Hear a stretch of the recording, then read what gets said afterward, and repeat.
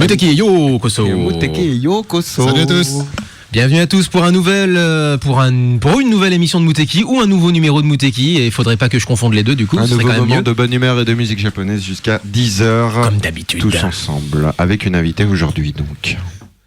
Bonjour. Ah putain, il y a eu un blanc juste avant. C'est genre... Oui, il y a eu une sorte de rupture du continuum espace-temps de nos micros. Mais je vais régler ça, vous inquiétez pas. Donc juste à l'instant, c'était justement du rock au féminin, Tsushima Mile, Speedy Wonder, Tsushima Mile, dont on retrouvera en fait sur scène en France ces prochaines semaines et dont on parlera au cours de cette émission, puisqu'on va faire un peu le point sur les groupes qui se produisent au cours des prochaines conventions durant le mois de mars. Petit report Magic aussi, hein les gars. Oh, petit report Magic. Oh, juste ça. Alors si je peux résumer mon Magic. Ah, je sais pas, je vais essayer de te trouver un petit truc comme ça, mais comment dire, je résumerai ça en un mot, Jackie.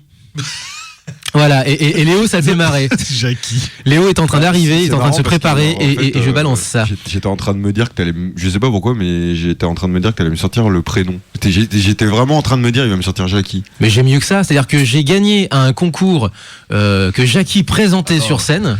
T'es en train de tout spoiler là. Et attends, et en plus, je vais vous annoncer comme ça direct, on pose le game dès le début de l'émission, on a ça. Bon bah longue vie à Muteki de la part de Jackie. Voilà, on a un jingle de Jackie les gars. Moi je suis content. Voilà, il est Comme dirait un commentateur sportif, maintenant on peut mourir tranquille.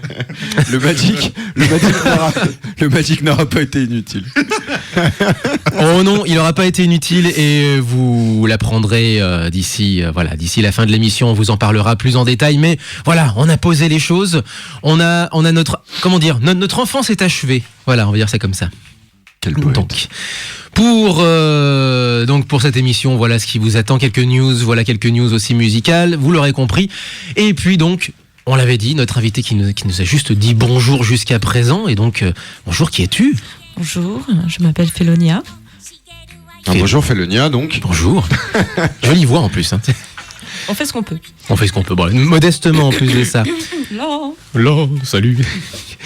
Avec nous donc durant cette heure d'émission, et c'est pas la première fois que tu viens, je crois que tu es venu nous non, voir. effectivement, c'est pas la première fois que je viens, donc accessoirement un peu de cosplay de temps en temps, un petit peu de Japon, un petit peu de musique.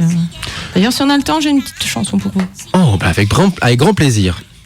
Ça marche. Oui. Parfait. Avec quoi enchaînons-nous ?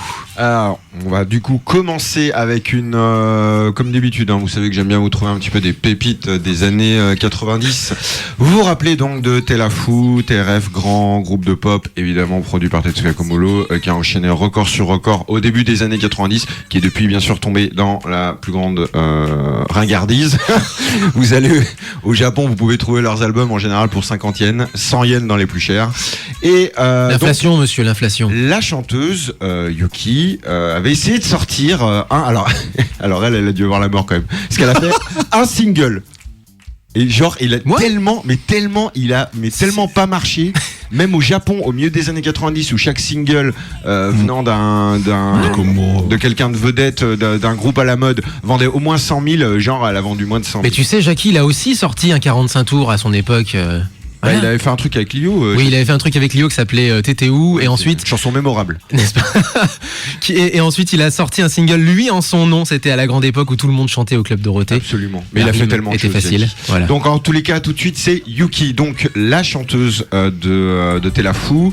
C'est Dragon's Dance, le groove mix. Donc, c'était produit, composé et arrangé par Tetsuya Komuro. Dang, dang. Allez, on repart. Retour vers le futur dans Muteki. Celle-là, elle a pas dû lui rapporter beaucoup, je pense. 「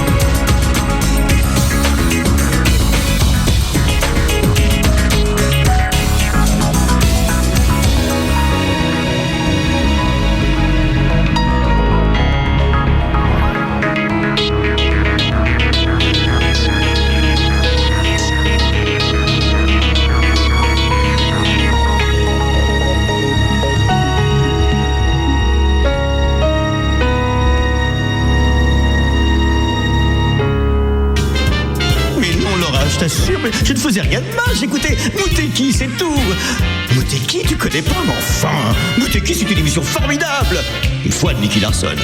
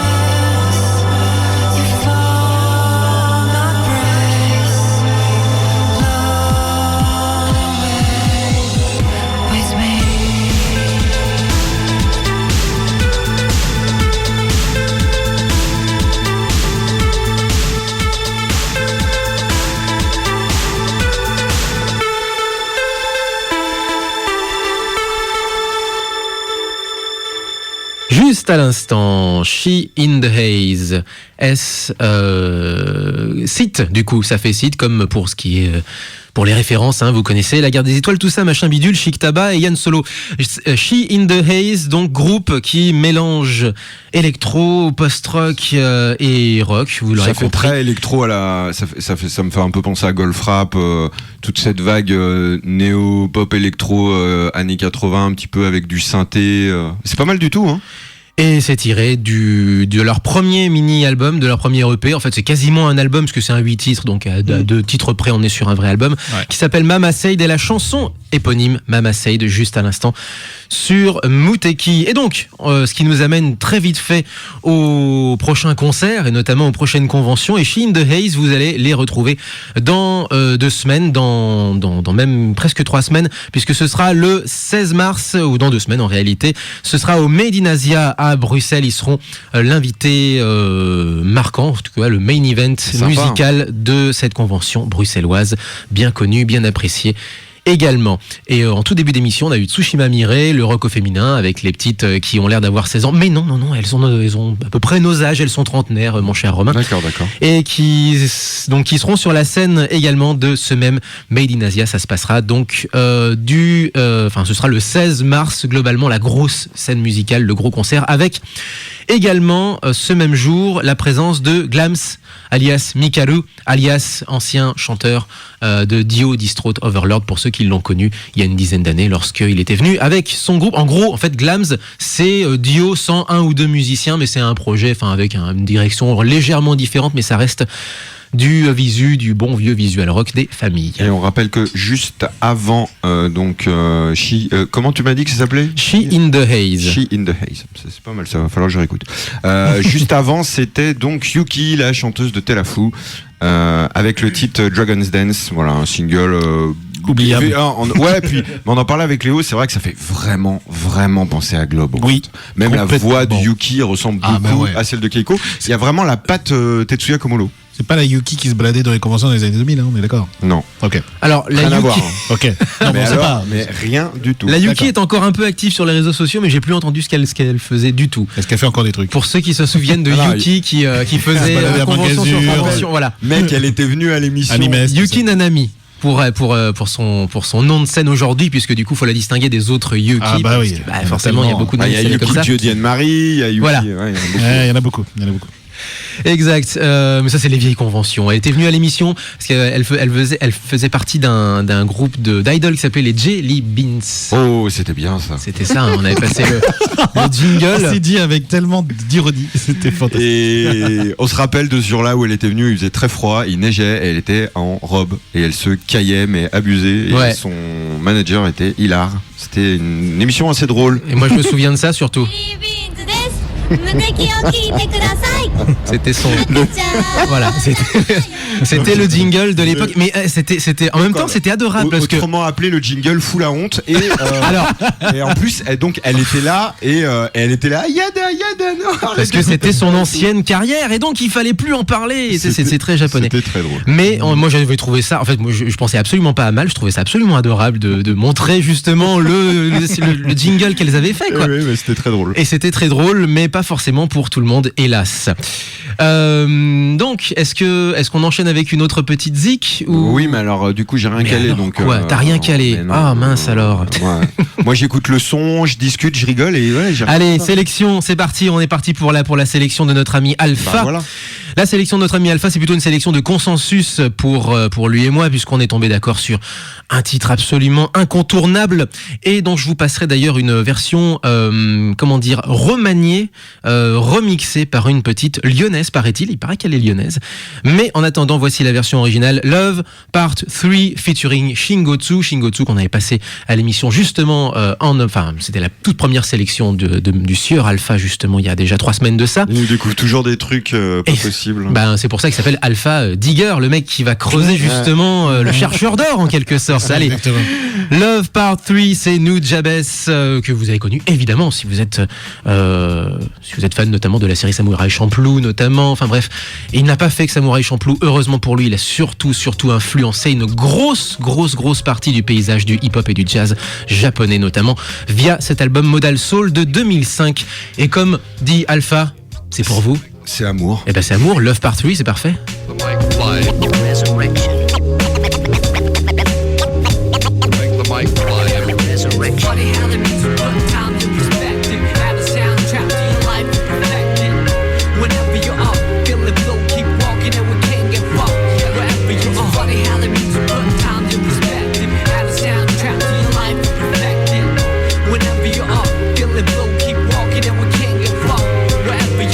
Like a movie that you can't predict, like a book that you can't resist. I sing along a song that's so sensual. Bring along a sip to make it all so sexual. Verbally, that is making love to the music beats, vibing to the beat at night with the whole city fast asleep. Out cold, true words seem to rise to the lips. Take hold of a poet of me most powerfully. I feel free when the world doesn't know it to me. It's so hard to find a gig that lives up to the billing. Trying to find a reason to work out, willing I admit my thinking is wishful, like a star upon a child gazing up to the ceiling. How far do we have to stretch the truth to fit the lifestyle for road and overdue? We can take it all back to the register and start all over from the canister.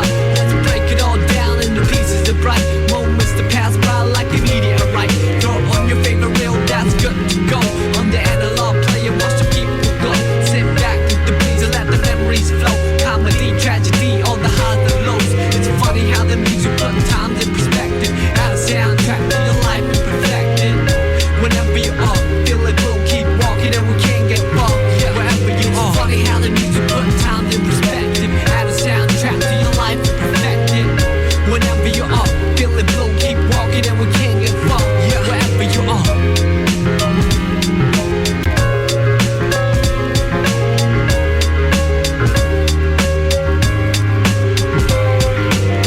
Like a movie that I can't predict, like a look that I can't resist. The tingling feeling was so mutual. The lingering appeal was so unusual. Herbally, what is medicine to a lone soul can become poisonous. Some with the whole body fast asleep. Out cold, true vision seem to come to the eye. Take hold of a prophet of me most visibly. I see clear when the world doesn't show it to me. It's so hard to make sense in the cycle of billing. Trying to find a reason to quit and make a killing. I admit, our dealing is painful, like a star upon a child staring down from the ceiling. How far do we have to stretch the picture before pixelating the human texture? We can take it all back to the register and start all over from the canister and save it all up for an ultimate prize. Homecoming gathering with the big surprise. Throw on your favorite record, that's good to go. On the analog table and it's something to blow. Sit back with these and hear the MC flow. Hi-hat, kick drum, all the highs and lows. It's funny how the music put times in perspective. Add a soundtrack to your life and perfect it. Whenever you are, feel it, we'll keep walking and we can't get far. Wherever you are, funny how the music put times in perspective. Add a soundtrack to your life and perfect it. Whenever you are, feel it, we'll keep walking and we can't get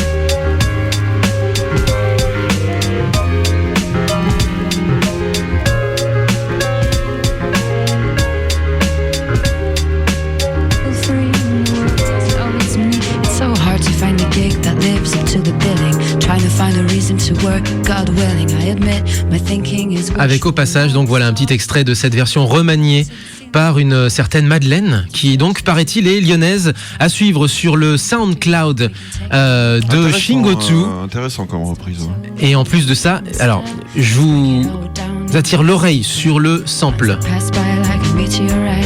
Throw on your favorite reel, that's good to go. On the analog player, watch. Alors vous allez me dire, mais ça ressemble à la version originale, qu'est-ce que tu nous racontes, Damien? Eh bien, il me semble, mais je crois que du coup, il faudrait lui demander à elle, mais il me semble que c'est elle qui a donc repris au piano avec un séquenceur, donc a refait la séquence et s'est accompagnée ensuite à la gratte et à chanter. Donc la partie du piano n'est pas la partie originale, ça a été donc rejoué. C'est la même mélodie, mais elle l'a reprise elle-même. Elle l'a reprise elle-même et séquencée. C'est très bien, c'est intéressant ça. Et très, très bon le titre, hip-hop là. Très très bon, donc tiré donc de cet album Modal Soul de 2005, le regretté Nujabes. À découvrir, il a que 3 albums véritablement à son actif, mais en réalité il y a aussi beaucoup d'autres bootlegs qui sont sortis, des choses comme ça, des collaborations également qu'il a fait à droite à gauche. C'est quelqu'un qui a beaucoup donné pour la scène hip-hop japonaise et elle lui a rendu à sa mort. Comme c'est souvent le cas. C'est ça. Et maintenant, il va falloir que je fasse un petit tour de passe-passe. Et en attendant, je vais vous demander si vous avez quelques petites news du coup. On peut parler de Magic. Attends que tu fasses des petits tours de passe-passe. Voilà. Allez, raconte-nous Magic, toi. parce que moi j'ai raconté Jackie, mais c'est voilà, il y a pas que Jackie à Magic. Jackie à Magic, il pourrait mériter à lui tout seul qu'on y aille, mais quand même pas. Alors bien sûr, la news principale de Magic, c'est que malheureusement Tite Kubo n'a pas pu venir lors de cette édition, ce qui fait qu'effectivement, je pense que l'affluence attendue n'était pas aussi forte que celle, je pense, des années précédentes. Par contre, pour moi, c'était une première, et effectivement, ce qui est particulier, c'est les conférences. Énormément de conférences, énormément d'informations qui ont été données et partagées entre passionnés. C'était effectivement pas une convention classique, il n'y avait pas de stand, véritablement. Il y avait surtout des stands pour exposer... et avoir des émissions en fait, des émissions de radio, des stands pour présenter Shibuya Prod, etc. Il y avait quand même la Nintendo PlayStation, quand même. Oui, donc, alors vous avez pu la voir fonctionner, elle tournait. Alors elle tournait l'année dernière surtout beaucoup, et là elle tournait moins. Je veux dire, elle était en fait surtout exposée dans dans l'espace, on va dire pro gaming, puisqu'il y avait il y avait le Neo Geo World Tour qui faisait étape à Monaco pour les besoins du Magic, et donc on pouvait s'essayer à pas mal de VS Fighting, et à côté il y avait justement cette Nintendo PlayStation qui était prototype unique, prototype unique, le seul qui a été sauvé de la destruction à la mort de la collaboration, du projet de collaboration entre Sony et Nintendo. Donc un trésor. Donc les photos que vous voyez sur Magic avec la Nintendo PlayStation, c'est pas un fake, c'est vraiment la console qui aurait dû sortir. Ensuite, des conférences, bien sûr Yu Suzuki avec bien sûr Shenmue 3, des séquences inédites, etc. Qu'est-ce qu'on a pensé, toi? Parce qu'on a eu quelques visuels vite fait. Moi, je trouvais que c'était un Shenmue 2 en mieux, mais en fait, c'est un jeu. En fait, ça va être une nouveauté d'il y a 10 ans, en fait. C'est un peu ce qui me fait peur, moi. Ouais, après. Alors, ce qui est bien pour les fans, parce qu'on va retrouver l'univers graphique et visuel de la série, donc ça va être bien justement pour les fans. Mais c'est vrai que pour attirer un nouveau public, je pense pas que ce soit la volonté, visiblement. Je pense que Shenmue 3 est plus un cadeau pour les fans. C'est pas quelque chose qui est fait pour, à mon avis, le grand public. C'est un cadeau pour les fans, pour leur fidélité. C'est un projet un peu romantique, si je comprends bien. Exactement. C'est un projet. C'est pour ça que c'est Kickstarter, d'ailleurs. C'est pour les fans. Pour les fans. Et ça se sentait dans le public. Tu sentais des gens qui étaient véritablement nostalgiques et à fond dans le Shenmue 3. Donc c'est pour eux qu'il le fait, et il a bien raison, d'ailleurs. Et si on peut le produire, autant le faire. Il n'y a pas de problème là-dessus. Il y a un public pour ça. Il y a tout ce qu'il faut. Ensuite, il y a bien sûr Shinkawa avec son live où il a fait plein de dessins. Alors, ce qui est tout petit peu dommage, c'est que la caméra était un peu tremblotante lorsqu'il faisait ses dessins, mais impressionnant. C'est la pression, ça. Ouais, peut-être. La pression du caméraman, en fait. Parce que le dessinateur, il s'en fout. Ah non, le dessinateur, il tremblait pas, lui. Il s'en foutait. Il faisait son taf, le garçon. Il était à fond, lui. Il n'y a pas de problème. Tout va bien. Mais son style est vraiment effectivement caractéristique, et il a fait l'affiche de Magic cette année. Et puis, bien sûr, les directeurs du Shonen Jump, les deux. Alors, j'aurais pas tellement pensé à ça. J'aurais plutôt bouclé la boucle du jeu vidéo avec Jordan Mechner, parce qu'il paraît qu'il faut mais j'ai encore d'autres trucs. Non, mais il y a d'autres trucs encore. Et je lui ai demandé justement. Justement, parce que par rapport à l'interview qu'on avait réalisée de Cédric Biscay, le patron de Magic, avec qui on s'était demandé, mais alors est-ce qu'il faut dire Jordan Mechner ou Mechner? Et du coup, je lui ai demandé directement, il m'a dit Mechner. Donc voilà, c'est officiel. Donc le papa de Prince of Persia a une prononciation une et unique. Et d'ailleurs, dans cette conférence Prince of Persia, on a appris que finalement c'était un des premiers jeux à speedrunning, puisqu'il fallait, en fait, on avait le nombre de vies infini, mais qu'il fallait terminer l'aventure en moins d'une heure. En moins d'une heure, ouais. J'étais dessus, moi, sur PC. Moi aussi. Lui parlait Un d'Apple des premiers jeux 2, aussi. d'Apple 2, mais moi c'était sur PC, ouais, les premiers PC. Pareil. À Et donc, 36, à 64 mégas de RAM et un disque dur de 200 mégas. Voilà. Est-ce que vous avez pu approcher les responsables du Jump alors Du coup, on les a vus sur scène. Ouais. Alors moi, j'ai eu la chance d'accompagner Mec, un c'était quand pote, même le patron du en Jump, interview, quoi. donc Ah oui, toi, t'as je vais pas dire le ce qui pote a en été question. interview, je vais pas révéler puisque c'est voilà, ça va être dans un magazine, mais très sympa. Le plus connu. Hein. Franchement, le plus connu, donc on sait qui c'est en fait. Oui, franchement très sympa l'interview et ils sont passionnés, voilà. En fait, tu sens qu'ils adorent ce qu'ils font et ça c'est génial parce qu'ils vraiment ils adorent ce qu'ils font. Ils ont produit notamment du coup un des deux éditeurs de Tite Kubo, donc sur Bleach. Donc voilà, ils ont raconté un peu tout ça et c'est vraiment des passionnés. Et Voilà, c'est super sympa. C'est du quand coup. même que quand tu prends cette place-là, tu prends la place d'un magazine, mais vraiment mythique, quoi.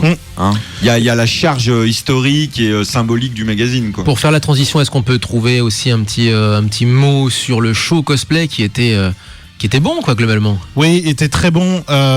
Effectivement, des cosplayers qui venaient d'un peu partout et effectivement le niveau était très bon au niveau costume.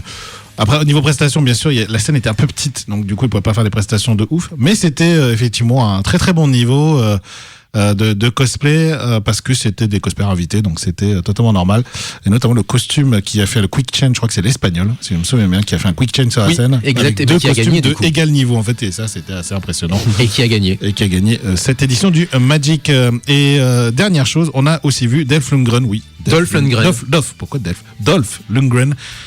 C'est un personnage assez impressionnant de le voir en vrai sur Physiquement, scène. il est impressionnant, il fait 2 mètres de haut. Physiquement, il fait quasiment 2 mètres, donc tu le vois baraqué comme pas possible. Et tu Et vas pas le aller mec, l'emmerder, ouais, c'est et le sûr. mec, il t'explique qu'il a un QI super élevé, Ce qui est super vrai. intelligent. Non, mais qui est c'est vrai. Il est obligé de le dire, C'est quoi. vrai, Il est les gens le multidiplômé, doctorant, Bien sûr. tout ce que tu veux.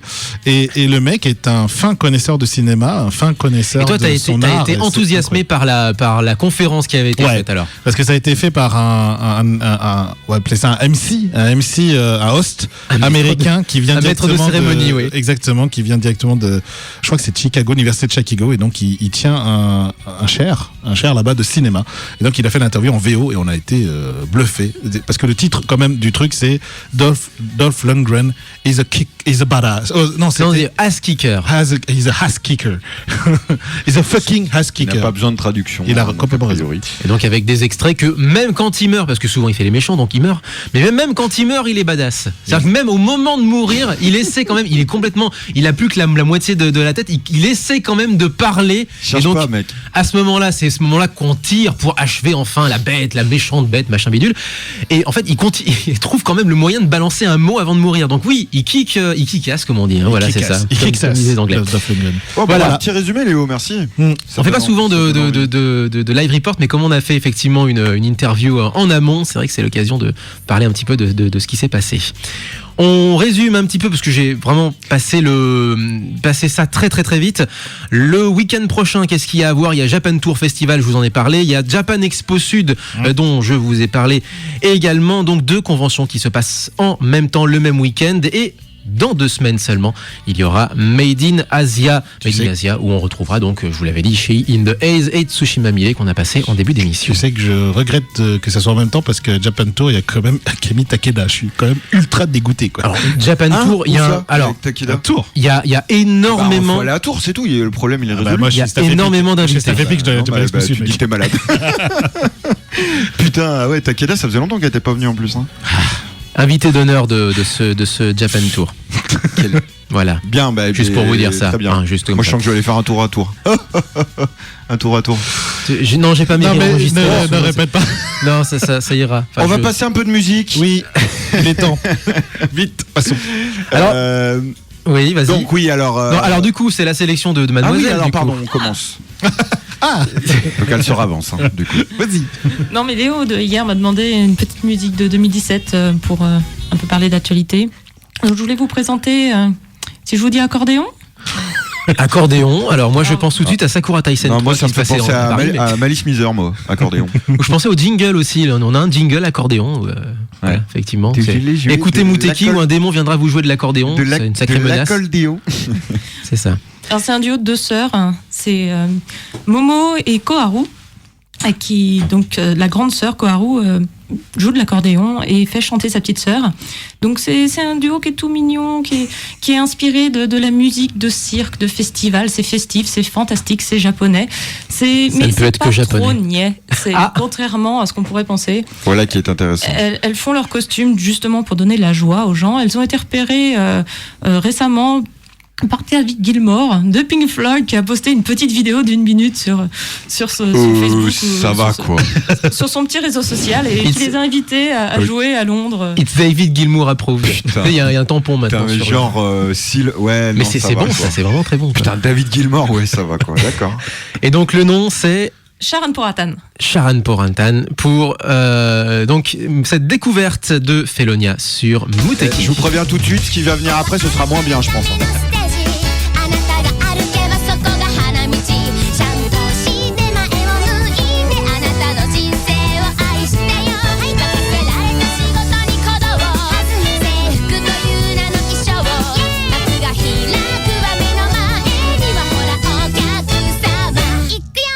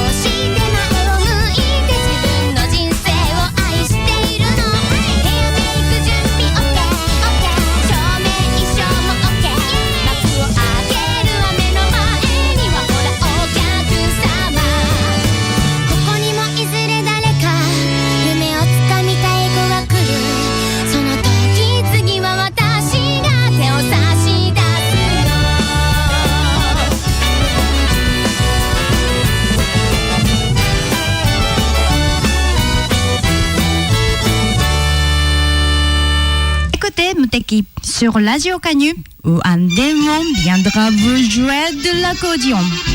Très mal en plus.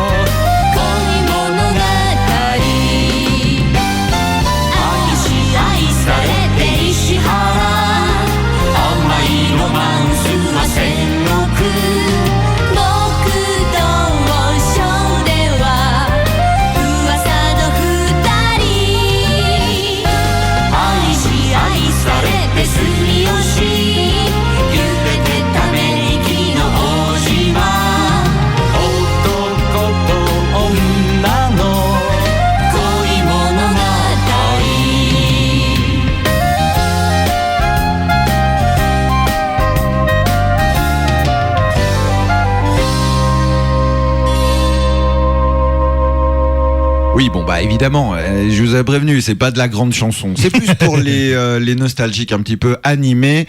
Taiyo Chichiozo, plus connu chez nous sous le nom de You're Under Arrest, c'était le Tokyo Policewoman Duo, donc Miyuki et Natsuki. C'était ça qu'on... Vas-y. C'est les doubleuses d'origine en fait, avec un petit single comme ça qui était sorti qui a dû pas beaucoup se vendre, je pense. Et la chanson, c'était... Peut-être que si, attends, c'était super connu à l'époque. C'est un single, si je dis pas de bêtises, il est de 94. 7 décembre 94. Est-ce que Oui, monsieur. c'était cette fameuse série qu'on appelait Équipière de choc sur France 2? Je crois que c'est ça. Voilà, c'est ça. Donc du coup, là, le single est pas tiré des OAV, il est tiré de la série télé, effectivement. Et la chanson, c'était Tokyo Rendez-vous. Voilà. Très bien. Alors, qu'est-ce qui nous reste encore à dire? Je crois qu'on a à peu près fait tout ce qui. Non, moi j'ai un peu de news sport, mais alors ça va être. Allez, vas-y, tes news sport. Ah oui, c'est vrai qu'on n'a pas encore parlé de rugby et c'est le retour de la fameuse. C'est bien, je lui dis juste ça, japonaise. il m'a totalement compris. Exactement. Donc on vous réexplique. En rugby, il y a une super ligue pour les Australiens, Néo-Zélandais, Sud-Africains. Les mecs ils sont plus intelligents que nous. Ils ont fait une grosse ligue comme ça. Tout le monde comprend tout. Tout le monde se rencontre et puis il y a des playoffs et c'est facile. C'est une NBA du rugby quoi en quelque sorte. Et il y a 2 équipes invitées, une équipe argentine et une équipe japonaise. Une franchise japonaise. Les Sunwolves. S'appelle les Sunwolves. Si vous nous suivez depuis l'année dernière, vous savez que cette franchise donc est rentrée dans le game de cette de cette compétition. Il y a une réforme, donc là maintenant ils sont 3 poules de 5 maintenant et les Japonais ont été, quoi finalement. les conférences. Voilà. Et les Japonais ont été insérés dans la conférence australienne, donc ils vont affronter majoritairement des équipes australiennes. Normalement la conférence la plus faible, c'est pour ça qu'ils l'ont mis là probablement. Bon, par contre les Sunwolves ils ont démarré avec 2 défaites. Alors là, la première était plutôt, on va dire, encourageante, on va dire ça comme ça. Par contre là cette nuit, ça a été la débandade complète. Je crois que c'est contre les, si je dis pas de bêtises, les Reds. Non, les Melbourne Rebels. Ah, les Rebels. Pardon, ça commençait par re. C'est re. C'est Rebels. C'est reperdu du coup pour eux. Ils ont 15 blessés quoi. On est à la 2e journée. Ils ont l'équivalent d'une équipe de rugby mais en blessé. C'est ça. Donc en fait on fait une bras cassés quoi. Ah mais c'est incroyable. Mais malheureusement c'est pour de vrai en fait. Les estropiés. Enfin on dit ça mais l'équipe de Clermont pour ceux qui sont fans de rugby ils ont 17 blessés. Ouais d'accord. Donc Clermont donc. Non le rugby n'est pas un sport violent. Bon, non mec vous y allez mollo maintenant. Hein mais absolument pas. C'est pas violent le rugby. Il y a juste une équipe entière blessée. Mais c'est pas violent. C'est pas de problème. C'est grandiose. En tout cas donc les Sunwolves donc démarrent. Bon après c'était plutôt prévisible. On va plutôt les attendre contre des équipes moins fortes pour essayer de glaner quelques victoires cette saison. Surtout que c'est le sélectionneur du Japon qui est entraîneur principal, manager de cette franchise pour préparer 2019. Et qui a que quoi? Il y a 6-7 Japonais à peine dans cette équipe-là. Ouais, c'est ça le problème. En fait, il y a 2 problèmes. En gros, le mec, il s'est dit, mon équipe du Japon, ouais, elle est trop nulle, on va jouer avec d'autres en fait. Ouais, c'est ça. Donc c'est un peu les d'autres non japonais. C'est le premier. Bah, du coup, ouais. Le premier problème et le deuxième problème, c'est que le stade n'est pas si rempli que ça d'après. Japon Rubinet, donc Inato sur Twitter, c'est pas très rempli. Donc c'est un peu dommage de ne pas mettre beaucoup de Japonais, notamment de l'équipe du Japon. Et on dit bonjour à Inato, évidemment. Exactement. Inato de Japon Rugbynet, vous l'aurez compris, et les Sunwolves qui jouent au stade Chichibunomiya, qui se trouve un peu derrière, je crois, Roppongi, un peu excentré par rapport au centre-ville de Tokyo même, mais à l'intérieur des 23 arrondissements. Yes. Fort bien. Voilà. Je crois qu'on a fait le tour, quoi. Voilà. On est pas mal. Si, allez, dernière news, mais alors parasportive, puisqu'on a enfin les petites mascottes des JO de Tokyo. C'est vrai. Et qu'on va pas arriver à vous décrire en fait. Alors il y a une mascotte féminine qui est un peu pensée à la manière des fleurs de Sakura, je crois que c'est ça. En fait, c'est 2 mascottes à damier. Et c'est des mascottes à damier, exactement, des mascottes à damier. C'est voilà, sur leur peau. Mais en fait, ce qui me chiffonne vraiment, parce qu'il y avait 3 choix. Moi, je trouve Mimi, mais toi. Bah non, mon vrai souci, ça commence un peu à gueuler d'ailleurs. À droite à gauche, c'est que. Encore. Ils sont. Bah oui, de toute façon, il faut déjà trouver quelque chose qui va mal. Le logo, il y a 2 ans. Maintenant, les mascottes. Toujours, tout le monde gueule. Mais là, en fait, le vrai problème, c'est qu'il y a donc une mascotte plutôt masculine, une mascotte plutôt féminine, certes. Et bien sûr. La mascotte pour les Jeux Olympiques, c'est la mascotte masculine. La mascotte pour les Jeux Paralympiques, c'est la mascotte féminine. Ah merde. Mais non, mais donc, dès le départ, tu vois le mal partout. Non, mais et dès le départ, en fait, on a critiqué ce choix-là. Mais bon, après, c'est les enfants qui ont choisi. En fait, c'est les enfants qui ont choisi parmi les 3 mascottes. On vous rappelle que le choix de sélection, c'est 25 000 écoles japonaises primaires qui ont choisi. Donc ils ont choisi cette mascotte. C'est de la faute aux gamins. Parce qu'ils étaient mignons. Il y a aucun problème. Ils sont mignons. Ils sont super bien. Mais voilà. Donc, ils ont assumé, il y a assumage, mais bon, jusqu'à 2020, on va avoir 2 mascottes et ça va critiquer à tout va. C'est pas grave, de toute façon. Oui, bien sûr. Mais bien sûr. Après, ça. Mais bon, c'est un peu dommage. Ils ont pu s'éviter C'est de la faute des gamins et voilà. On va faire quoi? On va pas les voir, c'est des gamins. C'est des petits, quoi. Pour bosser dans la communication, le vrai enjeu, c'est la manière dont ça va être, dont ça va être répondu, dont ça va être accompagné. Bien entendu. Voilà. Je dis ça parce que ça fait écho voilà. à beaucoup de choses qui se passent sur Donc Twitter. tout est affaire de communication. Mais ça cartonnera comme quand même, de toute façon. Ah, totalement. Juste, je rappelle un petit truc parce qu'on parlait en rigolant tout à l'heure de Jackie, mais je vous rappelle, et il y a pas tant de gens que ça qui le savent, qu'il a écrit un bouquin que je vous conseille qui est très intéressant il y a une dizaine d'années qui s'appelle Dr Jekyll et Mr Rock, où il raconte vraiment toute sa carrière, tout ce qu'il a pu faire. Alors il y a le Club d'eau évidemment, mais il y a tout ce qu'il a fait avant niveau musique et après aussi, et c'est vraiment très intéressant. Ouais, c'est un grand, on le répétera jamais assez, hein. C'est un grand fan de musique et de rock notamment. Oui, tout à fait. Un grand monsieur de la musique et de la télé. Et on disait avec Cédric Biscay, c'était Nagui avant Nagui en quelque sorte. C'était le précurseur des animateurs qui sont calés en musique. Donc, pour moi, il est beaucoup mieux que Nagui. Ouais, mais qui sont calés en zik. Bah, c'est la figure actuelle en quelque sorte, mais gens qui sont calés en zik, mais qui en même temps font de l'entertainment, font rigoler les gens. Si tu me permets, je pense qu'on est aussi calé en musique que Nagui.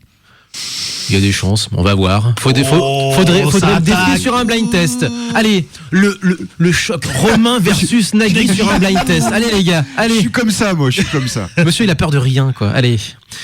On va se quitter avec... Léo, avec quoi on se quitte? On se quitte avec du Persona 5 parce que j'adore. De la musique de jeux vidéo. Persona 5, j'adore. Ah bon, t'aimes bien? Ah non, ouais. Je savais pas. J'ai quand même passé plus de 150 heures dessus l'année dernière.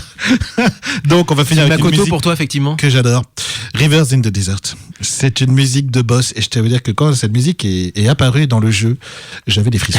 Et je tiens à vous dire j'avais surtout juste une envie, c'était de défoncer le boss, mais vraiment. Et en plus, ses paroles, j'adore les paroles. Et la manière dont il le dit, ça mérite une photo, c'est-à-dire avec le poing serré, le poing levé. Il y a encore le Léo. Le Neketsu, il est là. Le Neketsu de Persona 5. Exactement. Donc voilà. Rivers in the Desert pour le titre, on le rappelle, donc Lynn l'interprète et on va se quitter avec ça. Merci beaucoup Félonia. Merci de m'avoir accueilli. Donc alors là, merci pour ta découverte musicale. Tu vas partir chez toi alors, en Norvège. C'est ça. J'aime bien le chez toi. C'est pas la porte à côté quand même. Bon, tu reviendras nous voir. Mais ça glisse et on se casse le pied. C'est peut-être plus sûr en France au final. Ouais. Tu reviendras nous voir quand tu repasseras par ici alors.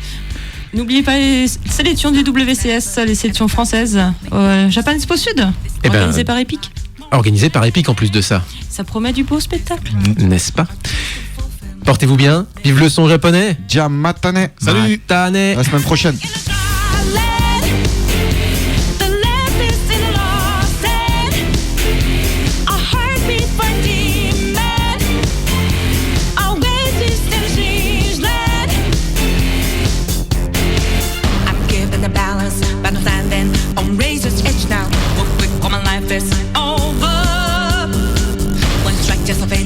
I'm out of his field of vision.